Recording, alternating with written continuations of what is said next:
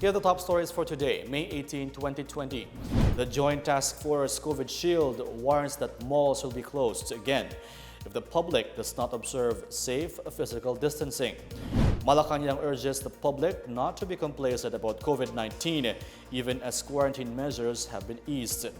Prices of basic necessities reverted to their suggested retail prices after the end of the 60-day nationwide price freeze on Saturday. And the palace vows to assist families affected by Typhoon Ambo.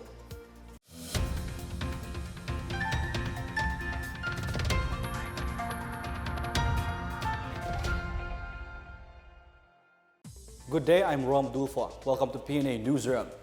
As the Philippines eases restrictions on economic activities, a coronavirus task force in the country warns establishments of closure if they fail to implement safe physical distancing.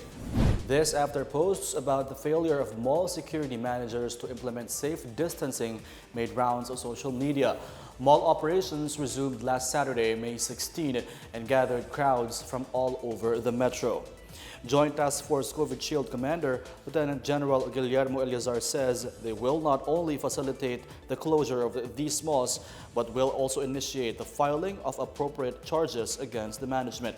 All police commanders have been directed to regularly monitor the movement of people inside the malls to ensure that the basic rules of safe physical distancing and wearing of face masks are observed.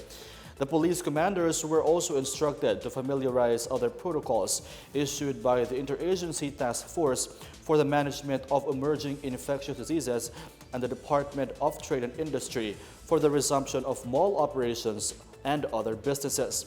He said police commanders should also initiate meeting with the mall management to remind them of the protocol and warn them of the consequences if they would fail to observe the quarantine protocols. Quarantine restrictions may have been eased in Metro Manila and other parts of the country, but Malacanang says the public should not be complacent about the threat of COVID-19. Presidential spokesperson Harry Roque reminded shoppers to observe quarantine protocols following reports that some of them failed to observe safe physical distancing when malls reopened on Saturday.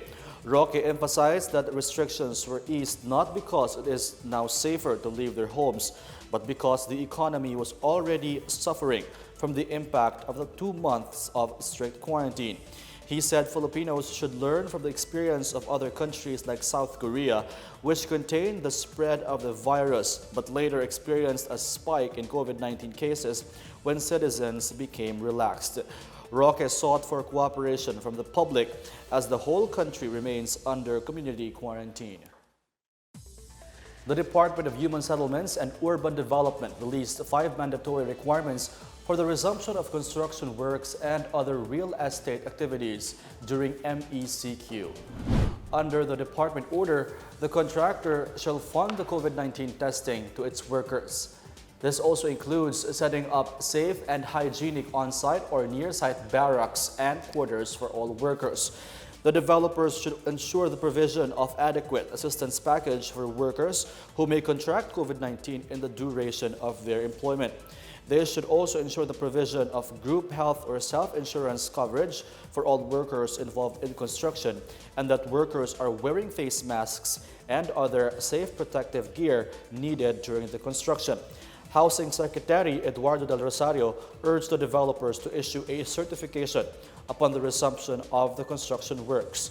He said developers should expect an immediate project shutdown if a worker tested positive to COVID-19 during the construction period. Filipinos stuck in Metro Manila during the modified enhanced community quarantine will be barred from returning to their respective provinces unless they are classified as authorized persons outside residence or APOR. Presidential spokesperson Harry Roque said under the MECQ, there is still no public transport but private cars are allowed as long as only 2 people sit per row. However, only essential travel will be permitted. Earlier, Roque said non-essential travels will need clearance, from their respective local government units. Those living in areas declared as MECQ but work in areas declared as GCQ will also be allowed to travel as long as they are employed in an industry allowed to operate. Interzonal travels are allowed between two areas under GCQ as long as safety protocols are enforced. Employers are encouraged to provide their employees with transport vehicles or accommodations. All workers in healthcare, agriculture, agribusiness, emergency response, food security, banks, money transfers, funeral services, among others, are classified as APOR. However, the IATF has been regularly updating the APOR based on continuous discussions with stakeholders. Metro Manila and the provinces of Laguna, Bataan, Bulacan, Nueva Ecija, Pampanga, and Zambales were placed under MECQ until May 31. Cebu City and Mandawi City remained under ECQ. All places nationwide that are not under ECQ or MECQ were placed under general community quarantine. The Quezon City Hall of Justice is placed under lockdown, and Makati City reminds owners of establishments to file the necessary papers before resuming their operations. More on these from Marita Muay. The Quezon City Hall of Justice was placed on lockdown beginning Monday following the death of an employee due to alleged coronavirus disease 2019. In a Twitter post, Quezon City Executive Judge Ceciline Burgos Villavert said the Hall of Justice Quezon City will be on lockdown beginning May 18, 2020 until further notice. She said there was an unverified report that an employee of another agency holding office at the Hall of Justice died of severe pneumonia and suspected COVID-19, and that said employee went to the Hall of Justice a few days before passing away. As part of infection countermeasures, no person will be allowed entry to the Hall of Justice during the lockdown. In other news, all business establishments in Makati will resume operations during the implementation of the modified enhanced community quarantine are required to submit a notice of reopening. The submission of the notice can be done online in 3 options. First option is to fill up the form at Makati's BPLO portal via bit.y/Makati BPLO reopening.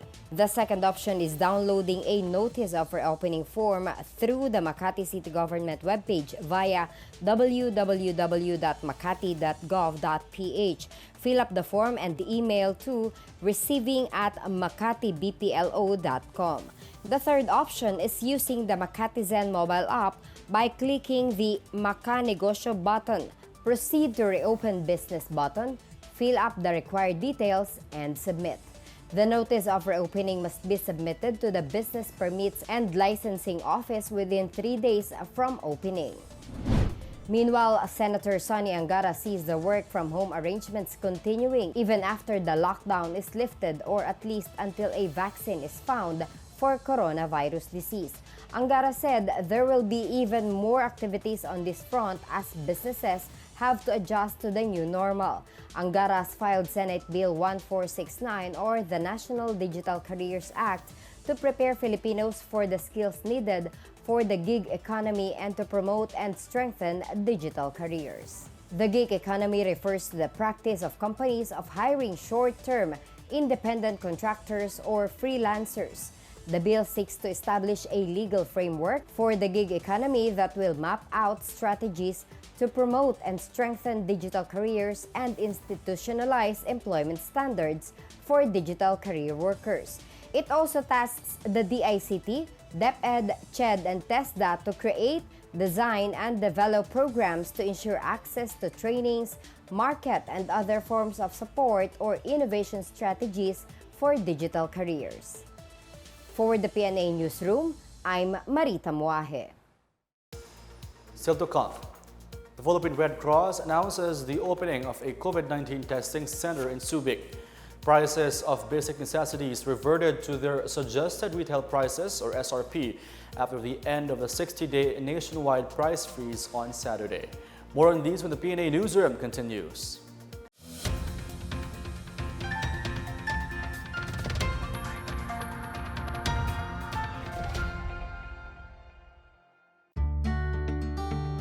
Galing Kakagaling ko lang ng grocery. Siyempre, hindi ko hahayaan na pumasok ang COVID-19 sa bahay at mapahamak ang pamilya ko. Kaya iiwan ko ang sapatos ko sa labas. At ngayon, maghuhugas ako ng kamay ng 20 seconds.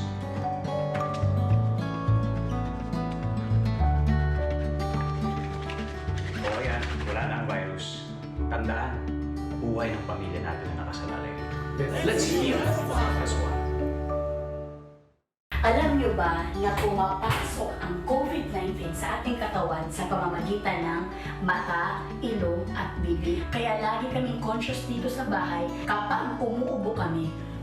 Lagi kami naghuhugas ng kamay in 20 seconds. Pag lumalabas kami, lagi namin suot ang mask. Lagi lang natin tatandaan mga mamshi. Buhay ng pamilya natin ang nakasalalay dito.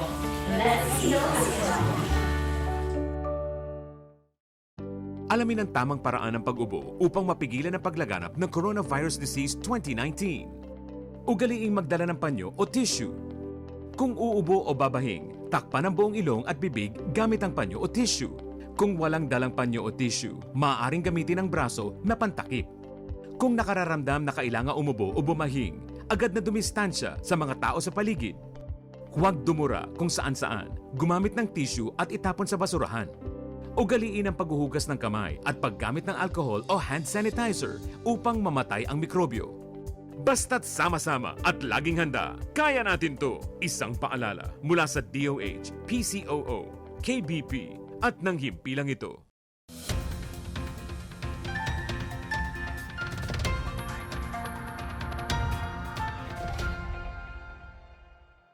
The Philippine Red Cross is set to open a biomolecular laboratory inside the SUBIC Bay Freeport Zone.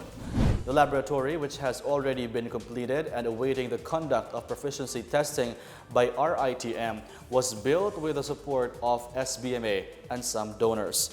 Philippine Red Cross Chairman and CEO Senator Richard Gordon says once the facility becomes operational, health workers from the SBMA will conduct the swabbing and encoding at the main gate while the actual testing of the specimens will be done in the PRC laboratory. The PRC, which has the distinction of being the only Red Cross national society with a biomolecular laboratory system, already opened 2 testing centers that are both equipped with polymerase chain reaction machines that can run up to a combined total of 8,000 tests a day. Gordon said the soon-to-be-opened facility in SUBIC is also equipped with an automated RNA extraction machine and 2 PCR machines, which can complete up to a total of 2,000 tests combined. In our business news, prices of basic necessities reverted to their suggested retail prices effective Saturday after the end of the 60-day nationwide price freeze. DTI Secretary Ramon Lopez, in a statement Sunday, said the lifting of the price freeze will not affect the prices and supply monitoring and enforcement activities being conducted by the DTI, DA, DOH, and other partner enforcement agencies. The DTI earlier issued a price freeze following the President's declaration of a state of public health emergency and state of calamity.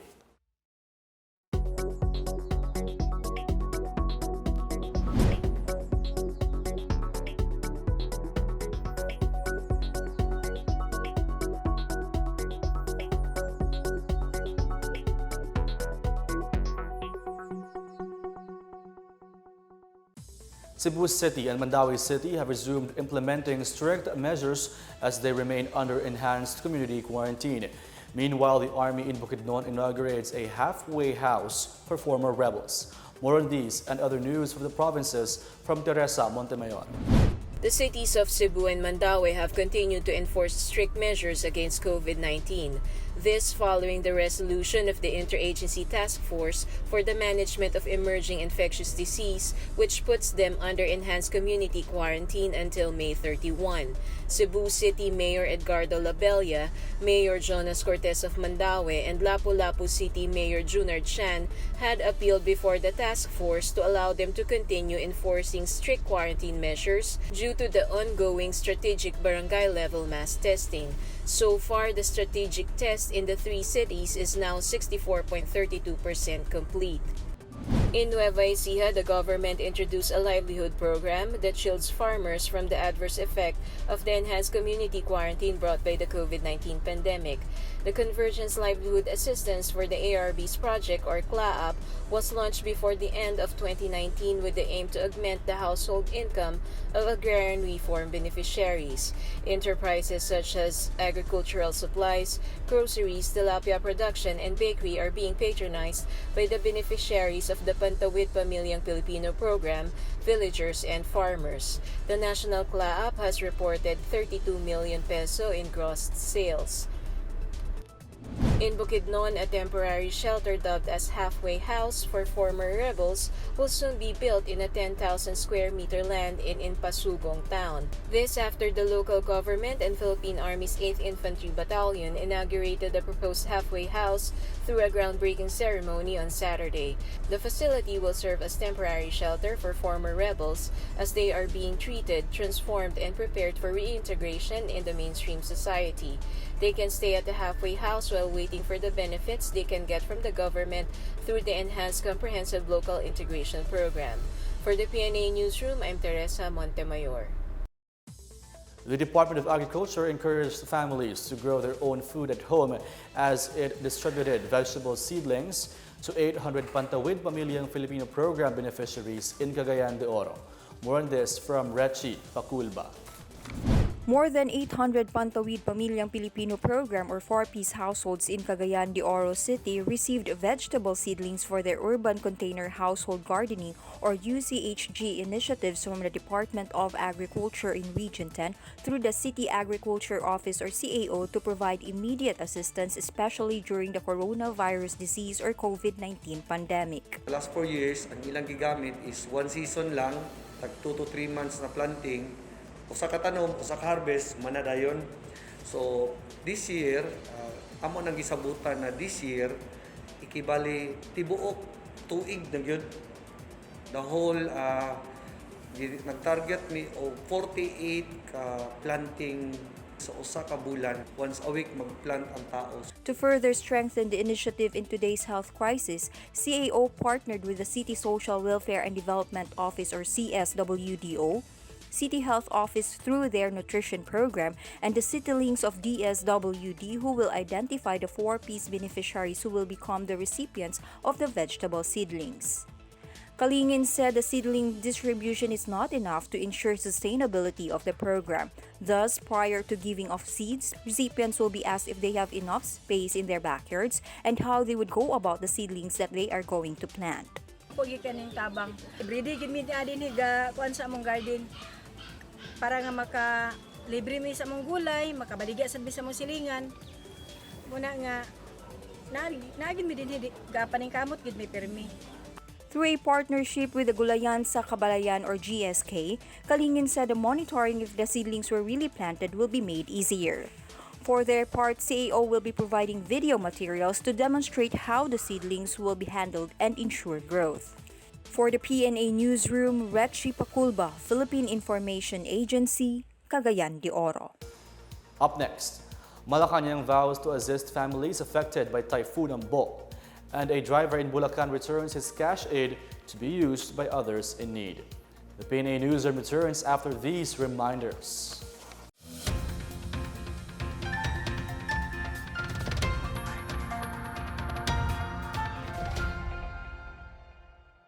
Mga mommies, pagdating sa COVID-19, dapat hindi tayo kampante.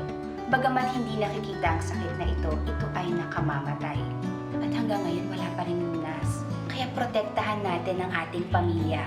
Laging maghugas ng kamay, huwag hahawakan ng mukha, at manatili sa bahay para makaiwas sa sakit na ito. Tandaan, buhay ng pamilya natin ang nakasalalay dito. Let's hear this one. Hi Caps! Kamusta? Well, ito dahil sa COVID-19, medyo stress. Okay lang yan, Caps. Napagdaanan ko din yan. Ano kaya pwede natin gawin, no? Kung nararamdaman mo na gulong-gulo ka na sa mga naririnig mo, sa mga nababasa mo, mag-pause ka muna, saka ka huminga ng malalim. Buti na lang tumawag ka. Iba talaga pag may nangangamusta. A strong body starts with a strong mind. Tama. Let's heal as one.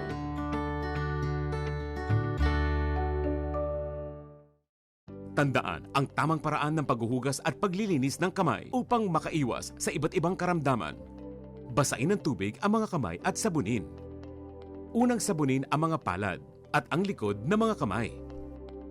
Kuskusin na maigi ang pagitan ng mga daliri at maging ang mga kuko. Isunod ang pagitan ng mga hinlalaki at kuskusin ng paikot ang mga dulo ng mga daliri sa magkabilang palad. Banlawang mabuti ang mga kamay sa malinis na tubig at patuyuin ang mga kamay gamit ang single-use towel o air dryer. Basta't sama-sama at laging handa, kaya natin to! Isang paalala mula sa DOH, PCOO, KBP at ng himpilang ito.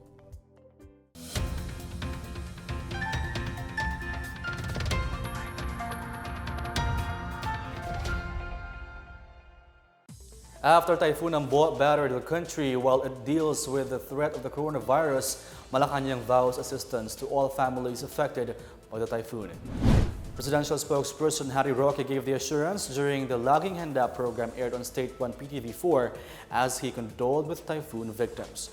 Thousands were displaced, some houses and establishments were destroyed, and power lines were cut in the wake of the devastation of Ambo. Ambo weakened into a low-pressure area Sunday afternoon on its way out of the Philippine area of responsibility. In sports, the U.S. Coroner's Office in Los Angeles last Friday released Kobe Bryant helicopter crash autopsy reports as all the victims on board, including the NBA legend, were killed by blunt trauma. In a statement, the Los Angeles County Department of Medical Examiner Coroner said the report dated January 28 certified Bryant's death as an accident. On January 26, the helicopter crash in Calabasa, Los Angeles, killed 9 people, including Bryant and his 13-year-old daughter, Gianna. Los Angeles Lakers legendary shooting guard was a 5-time NBA champion. The 18-time NBA All-Star Bryant spent his illustrious 20-year-long career with Lakers. He also helped Team USA win 2 Olympic medals in Beijing 2008 and London 2012. In our foreign news, the global coronavirus recovery surpassed the 1.7 million mark on Sunday, according to a running tally by the US-based Johns Hopkins University. The number of cases crossed 4.65 million, while over 312,000 deaths were recorded. The U.S. has the highest number of recoveries, followed by Germany and Spain. But the U.S. continues to be the worst-hit country with over 1.46 million cases and over 88,000 fatalities. Overall, the virus has spread to 188 countries since it has first emerged in China in December. Despite the rising number of cases, most who contract the virus suffer mild symptoms before making a recovery. A 46-year-old driver from San Jose del Monte, Bulacan, returned his cash aid just like many others who believe others who need it most would benefit from the money. Pancho Pancheco returned his 6,500 peso cash aid under the Social Amelioration Program or SAP to the City Treasurer's Office. Pacheco has spent 20 years on the roads of San Miguel, Bulacan to Quiapo, driving a passenger jeepney to raise his family. In December 2018, he got a regular post in a government office as a driver. He said he returned the money because some of his neighbors lost their jobs due to COVID-19. He said it's also a form of gratitude knowing he still have a job to return to after the quarantine. The Department of Social Welfare and Development has earlier hailed and expressed its admiration for beneficiaries who waived their slots as recipients of the emergency cash subsidy to make way for other qualified families.